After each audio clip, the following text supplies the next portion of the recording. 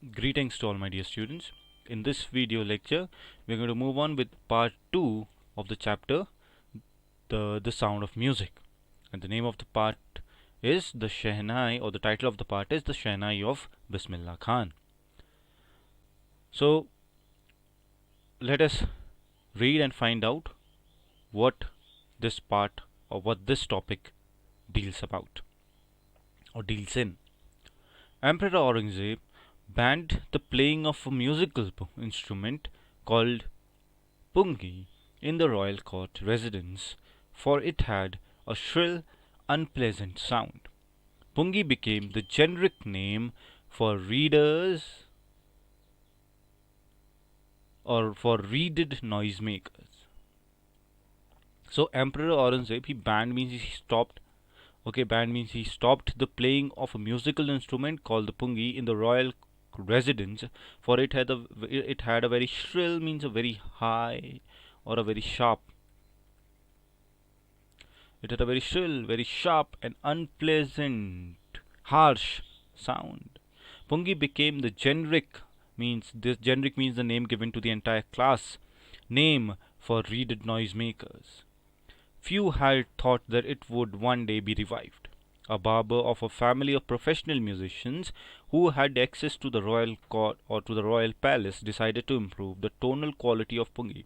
So then this barber he decided to improve the tonal quality of or the tonal quality of this instrument called pungi. He chose a pipe with a natural hollow stem that was longer and broader than the pungi, and made 7 holes on the body of the pipe.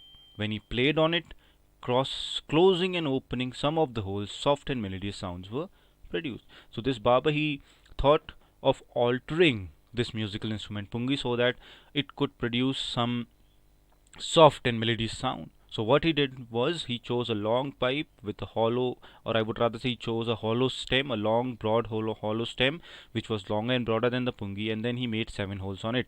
And after that, he played it by closing and opening those 7 holes. Okay, and then while he was playing it, he found that soft and melodious sweet sounds were produced.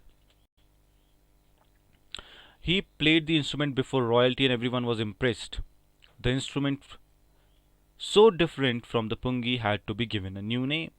As the story goes, since it was first played in the Shah's chamber and was played by a Nai who is a barber in English, the instrument was known as Shehnai. So now you can tell why this instrument was known as Shehnai, because it was first played in Shah's chamber and was played by a barber. In Hindi you call a barber Nai, so therefore it was named as a Shehnai. So you can see the difference between the two instruments down in the picture. The sound of the Shehnai began to be considered auspicious, means holy, pure, sacred, pure, and for this reason it is still played in the temples and is an indispensable component of any North Indian wedding. Indispensable means a component without which a particular thing is incomplete. So it completes the tradition in the Northern Indian weddings. In the past, the Shehnai was a part of Naubat, or traditional assemblance of 9 instruments found in the royal court. So it was also a part of the 9 main instruments which were found in the royal courts. Till recently, it was used only in temples and weddings, and recently it was only used in temples and weddings. The credit for bringing this instrument onto the classical stage goes to Ustad Bismillah Khan, and the credit of bringing this instrument onto the classical stage goes to Ustad Bismillah Khan. So the credit of uh, taking the music or considering the music of Shehnai as the classical Indian music, it goes to Ustad Bismillah Khan. Because of him, this instrument Shehnai got a place or got a stage. Okay, as a 5-year-old Bismillah Khan played Gilli Danda near the pond in the ancient state of Dumarao in Bihar. He would regularly go to the nearby Bihariji temple to sing the Bhojpuri Chaita, at the end of which he would earn a big laddu weighing 1.25 kg, a prize given by a local Maharaja. This happened 80 years ago, and the little boy has traveled far to earn the highest civilian award, the Bharat Ratna. Please underline. So he was awarded the Bharat Ratna in the field of music. He excelled in the field of music. He excelled in the way he used to play the Shehnai. So therefore he was awarded the Bharat Ratna, one of the highest civilian awards in India. Underline, he was born on 21 March 1916. Bismillah belongs to a well-known family of musicians from Bihar. His grandfather Rasul Bux Khan was the Shehnai Nawaz of the Bhojpur King's court. His father Paigambar Bux and other paternal ancestors, paternal means ancestors belonging to the ancestors from father's side, were also great Shehnai players. Okay, moving on. So naturally, he also came from the family of musicians. Okay, now the young boy took to music early in life. At the age of 3, when his mother took him to his maternal uncle's house in Banaras, now Varanasi, Bismillah was fascinated, means quite a lot impressed, taken away, was impressed watching his uncles practice the Shehnai. Soon Bismillah started going with them, accompanying his uncle Ali Bux to the Vishnu temple of Banaras, where Bux was employed to play the Shehnai. So soon he started accompanying his uncle to the Vishnu temple, where he was employed to play this instrument Shehnai. Ali Bux would play the Shehnai and Bismillah would sit captivated for hours on end. Slowly he started getting lessons in playing the instrument and would sit practicing throughout the day. For years to come, the temple of Balaji and Mangalamaya and the banks of river Ganga became young apprentices. Apprentices means learners. Apprentices means learners. Learners' favorite haunts means places, points, where he could practice in solitude, complete isolation. With complete isolation. The flowing waters of the Ganga inspired him to improve and invent rags that were earlier considered to be beyond the range of Shehnai. So he also invented rags. Rags means notes on the Shehnai, which were considered beyond the range of it. Okay. At the age of 14, Bismillah accompanied his uncle to the Allahabad Music Conference. At the end of his recital, Ustad Faryaz Khan patted the young boy's back and said, "Work hard and you shall make it." With the opening of All India Radio in Lucknow in 1938 came Bismillah's big break.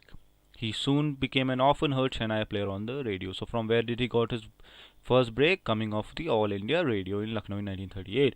So when this All India Radio was launched, it kind of provided boon for Bismillah Khan, and he became the very often heard radio player, or I would rather say very often heard Shehnai player on the radio. When India gained independence on 15th August 1947, Bismillah Khan became the first Indian to greet the nation with his Shehnai. He poured his heart out into Rag Kafi from the Red Fort to an audience which included Mahatma Gandhi and Pandit Jawaharlal Nehru, who later gave his famous Trust of Destiny speech. So he even played it in the he even played the Shehnai when India got freedom in 1947. Okay. Bismillah Khan has given many memorable performances both in India and abroad. His first trip abroad was to Afghanistan, where King Zahir Shah was so taken by his maestro that he gifted him priceless Persian carpets and some souvenirs. Souvenirs means mementos, things of memory. The king of Afghanistan was not the only one to be fascinated, to be blown away, to be taken away, to be impressed with Bismillah's music. Film director Vijay Bhatt was so impressed after hearing Bismillah play at the festival that he named a film after the instrument called Goonj Uthi Shehnai. The film was a hit, and one of Bismillah Khan's compositions, known as Dil Ka Kona Hai Toot Gaya, turned out to be a nationwide chartbuster, means blockbuster. Super hit. Despite the huge success in the celluloid world, Bismillah Khan's ventures in the film music were limited to two: Vijay Bhatt's Goonj Uthi Shehnai and Vikram Srinivasan's Kannada venture, that is Sanadhi Apanna. I just can't come to terms with artificiality and glamour of this film world, he says with emphasis. Award and recognitions came thick and fast. Bismillah Khan became the first Indian to be invited to perform at the prestigious Lincoln Central Hall in the United States of America. He also took part in the World Exposition in Montreal, in the Cannes Art Film Festival, in the Oscar Trade Fair. So well known did he become internationally that an auditorium underlying in Tehran was named after him. Tahir Mozik Ustad Bismillah Khan.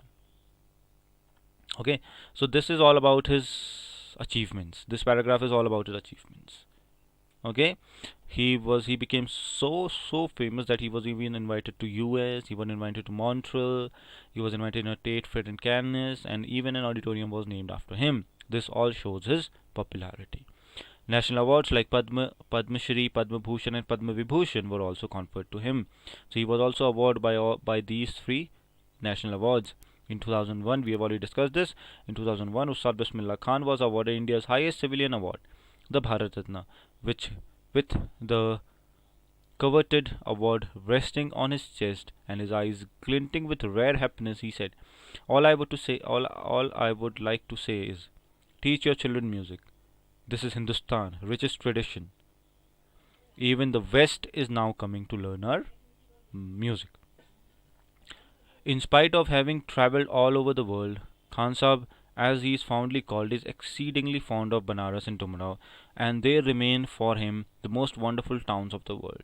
A student of his once wanted him to head a Shehnai school in the US, and the student promised to recreate the atmosphere of Banaras by replicating the temples there. But Khan Sahib asked him if he would be able to transport River Ganga as well. As later he is remembered to have said that that is why whenever I am in the foreign country I keep yearning to see Hindustan. While I'm in Mumbai I think only of Banaras and the Holy Ganga, and while I'm in Banaras I miss the unique Matha of Dumrao. So this paragraph shows his patriotism, or how deeply he loved his land. Okay, he was a child of his land and he deeply loved it.